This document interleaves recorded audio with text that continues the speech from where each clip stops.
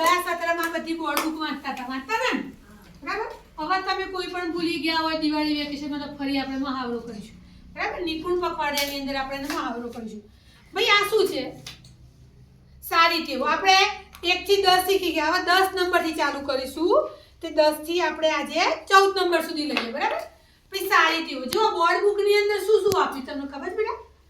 જો પહેલા તો ગુજરાતીમાં આપ્યું છે અને ચિત્ર પણ આપ્યું છે. હવે ગુજરાતીમાં આપ્યું છે હાથ ધોવા. શું આપ્યું બેટા પહેલું? હાથ ધોવા. જો હવે હિન્દીમાં શું બનશે બેટા? વાંચો. હાથ ધોના. Very good. જો મેં જીનું હિન્દી પણ વાંચતા આવડે છે. હાથ ધોના. પછી એને ઇંગ્લિશમાં પણ આપ્યું છે વોશ યોર હેન્ડ. આપણે કરતા હતા ને? પછી સાબુથી હાથ ધોવાના. હાથ હંમેશા શેનાથી ધોવાના? સાબુથી ધોવાના.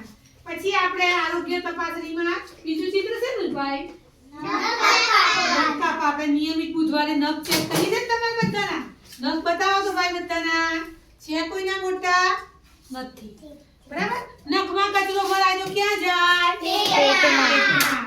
જો એમાં પણ હિન્દીમાં પણ આપ્યું છે. શું આપ્યું છે વાંચો બેટી? નાખૂન કાટના. Very good. શું કહે છે? નાખૂન કાટના. બરાબર?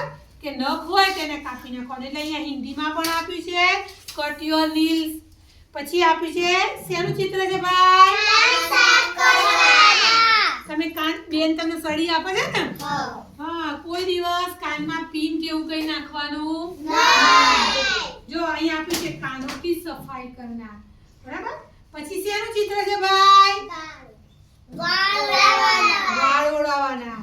બરાબર? પછી એને કહેવાય બાલ કાટના, કોમ્બ યોર હેર.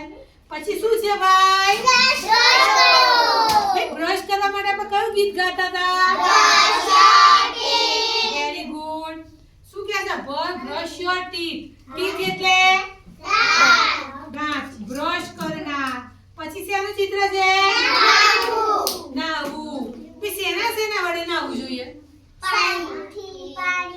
સાબુ લગાવી, લોટ પણ લગાવાય. માથું ધોવાનું શું વાપરવાનું?